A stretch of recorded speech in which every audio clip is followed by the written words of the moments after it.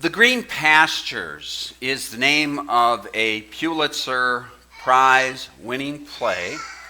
It was written by a man by the name of Mark Conley way back in 1930. And the play centers around Old Testament Bible stories, all Old Testament Bible stories. There is one twist, though, in this play.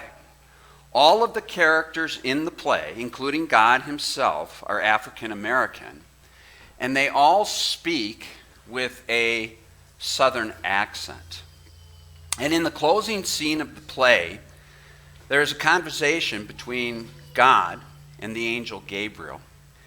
And the Lord is anxiously looking out over the ramparts of heaven, and he is looking at the sinful situation down on earth below. And Gabriel is sitting there as he's having this conversation with God, and he has a trumpet stuck under his arm, right? He has a trumpet stuck under his arm, and kind of sensing God's dilemma as he's overlooking everything which is going on earth, he says, "Lord, is it time for me to sound the trumpet?" No, no, no.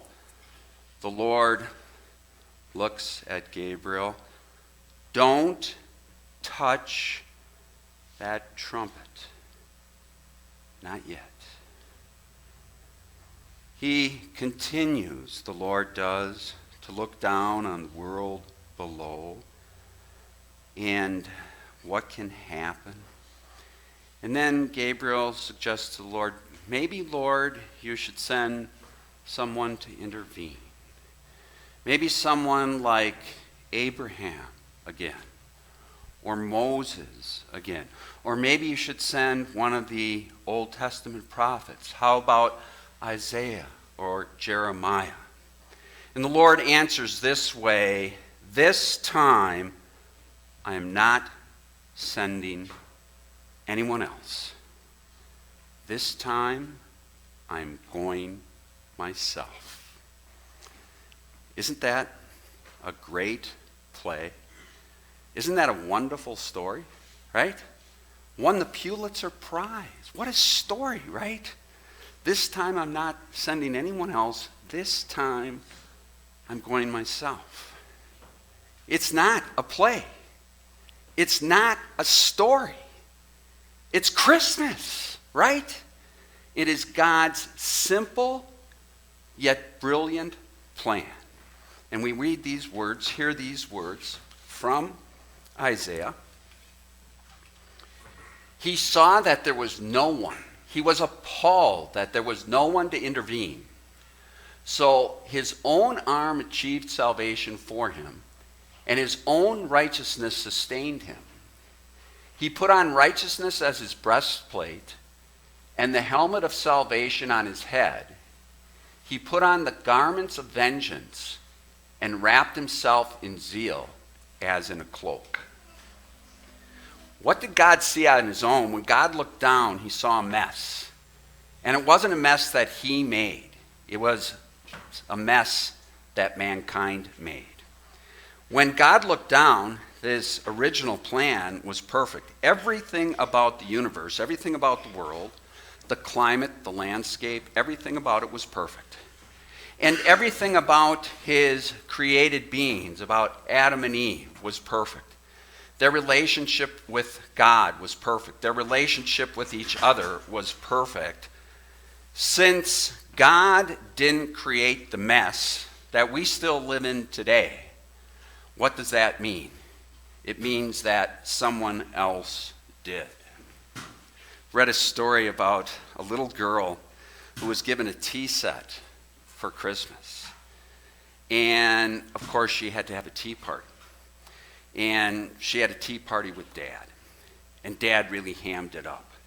He said, "Oh, honey," sat with her, "this tea is just so good. Can I have another cup?" And she goes and gets Dad another cup of tea. And about that time, his wife comes in. She's kind of smiling. She said, "Has it ever occurred to you that the only place she's tall enough to get the water from is from the toilet?"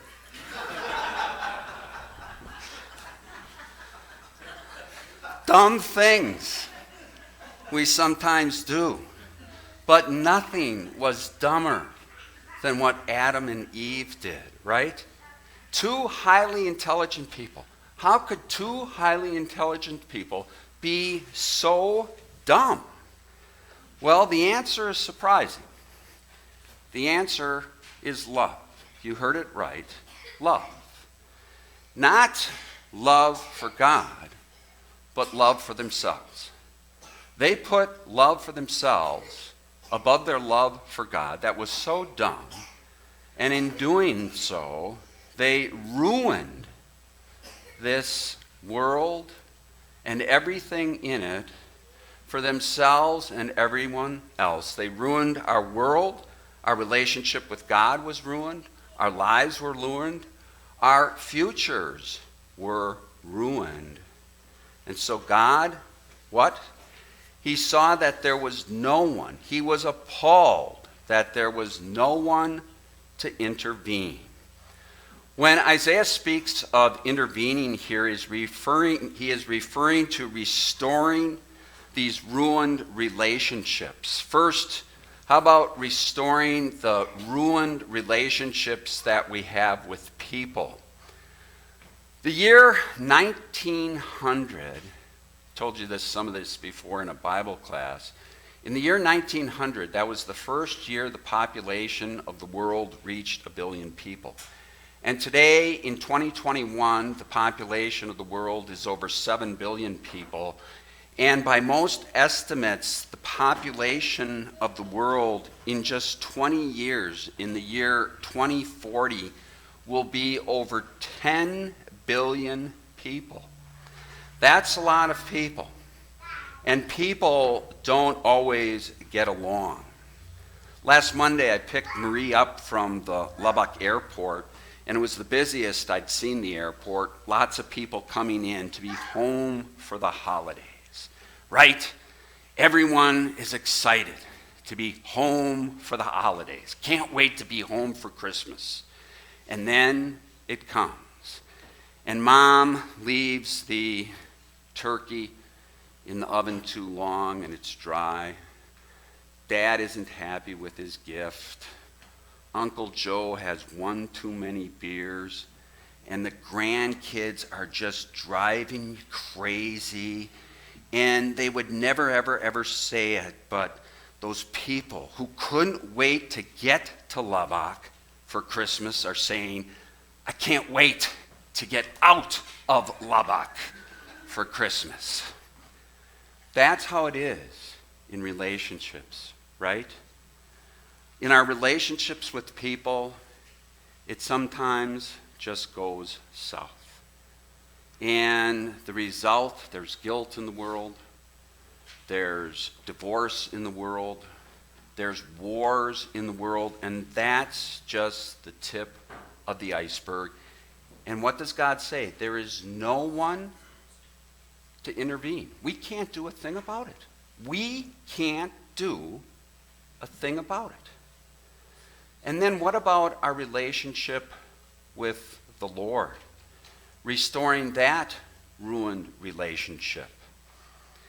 Last year, I picked Marie up at another airport around the holidays, and it was the airport in El Paso. And so you drive, we were serving a vacancy in Las Cruces, drove to El Paso. And as you're driving through El Paso, you can't help but notice something. It's rather intimidating. And what you can't help but notice is the wall. There's the wall. And on one side of the wall, there is unbelievable freedom and blessings and privileges and wealth.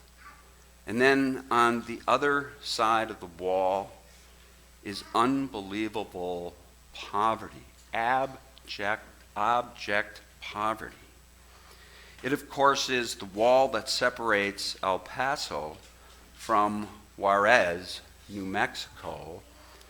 And that wall symbolizes our relationship with God. There's just no way we can do anything with God because of a wall that stands in the way. And the wall that stands in the way between us and God is very simple. It is our sin.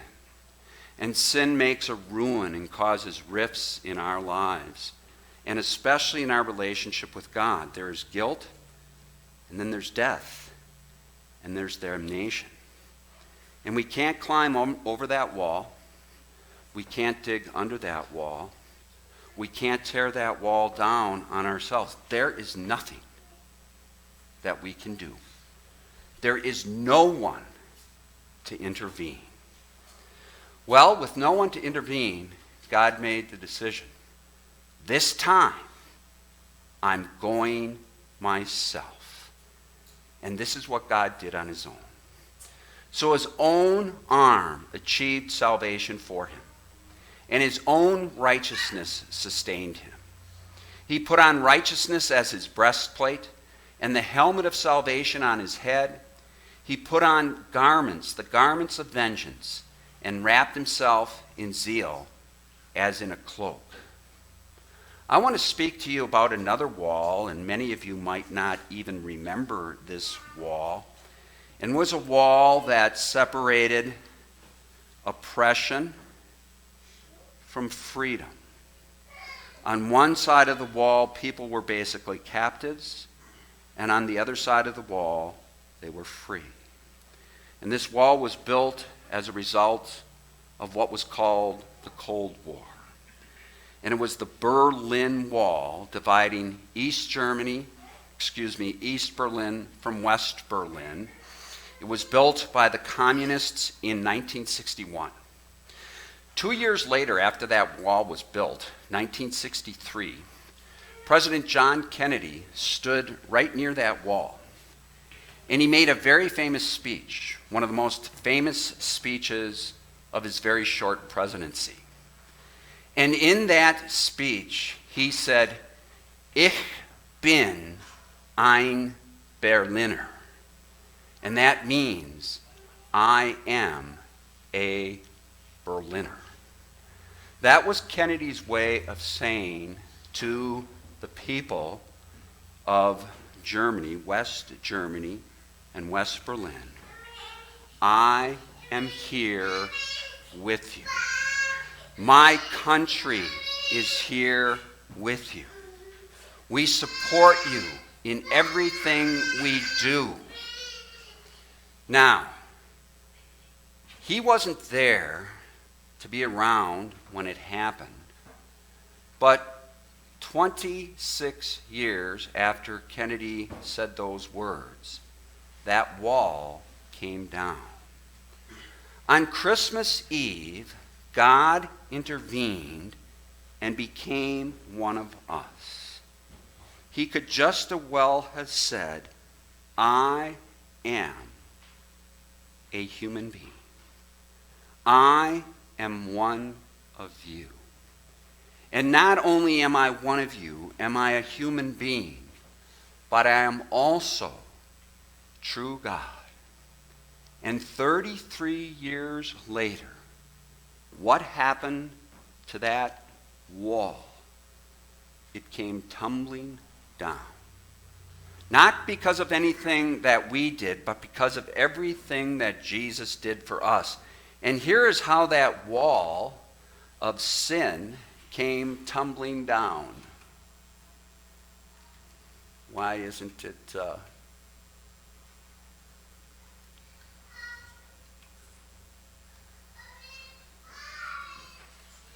Just need a... It's just a... There we go. This is how God brought the wall down. Again, we see the words. He put on righteousness as a breastplate and a helmet of salvation on his head. He put on garments of vengeance for clothing and wrapped himself in zeal as a cloak. We're good. You can just leave it like that. You can just leave it on there. Yeah, so we're good. All right, it says he put on his righteousness as a breastplate. Righteousness can be taken two ways. Righteousness can be a very intimidating word. Righteousness can also be a very comforting word. Righteousness is what God demands of us in keeping with his holy law. God demands perfection. That's what righteousness is. From womb to tomb, from the time we're born to the moment we die. And he demands righteousness in our thoughts, in our words, and in our actions. Did any of you have any bad thoughts this past week? For any of you, did any bad words come out of your mouth? Any sinful actions? Were any of you perfect this past week? I was. And I'm not kidding. I was perfect. No bad thoughts. No bad words. No bad actions. I met God's demand. I will meet God's demand. From womb to tomb, I am righteous. I am perfect because I am baptized. And through my baptism, I am attached to the life, death, and resurrection of Jesus Christ. And what's true of me is also true of you. Through baptism, you're attached to what Jesus did, how he intervened, and we are right with God, righteous. Next, the helmet of salvation on his head. Salvation is forgiveness, new life, the promise of eternal life. It's every blessing that we have in our lives through everything that Jesus has done for us. And how did he do that? On the cross, Jesus crushed the serpent's uncovered head. And he crushed our guilt, he crushed our death, he crushed our damnation. He put on the garments of vengeance. Jesus not only intervened with us with his life and death in the past, but he continues to intervene for us every single day. When life is scary, and sometimes it is, he is there to protect us. When life is a battle, and sometimes it is, he is there to battle for us.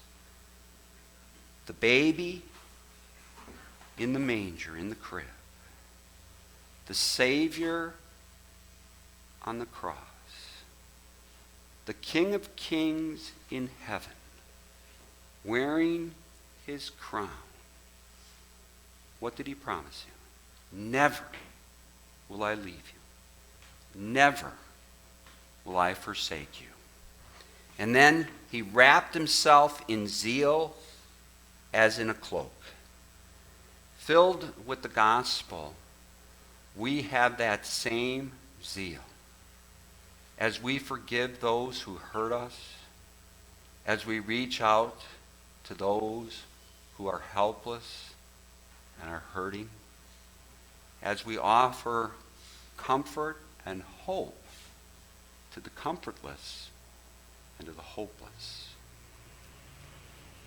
You may have noticed it by now, but if you open your service folder, you have either a Christmas gift, and everybody take that out, or you have a lump of coal. Don't start getting snotty about this.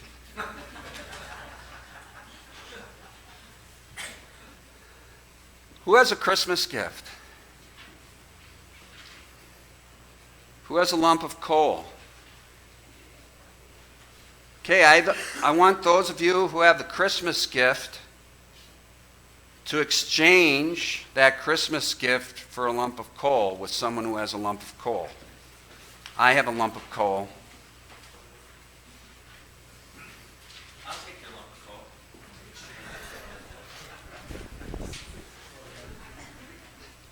Thank you, Kurt.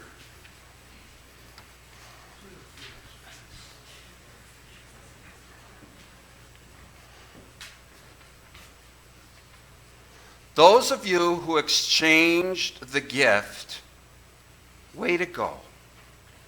And those of you who had a lump of coal, but now have a gift, say thank you. Thank you. I am not sending anyone else. This time, I'm going myself. What we just did now is exactly what God did for us. He wasn't going to send anyone else. He sent himself. All we deserved was the lump of coal. And in love and grace, he gave us the Christmas gift, the greatest Christmas gift ever. He gave us himself. He gave us the promise of everlasting life. He gave us the hope and joy with which we now live our lives every day. Jesus died to give us life. And when all is said and done, that's really what Christmas is all about. We'll now join in the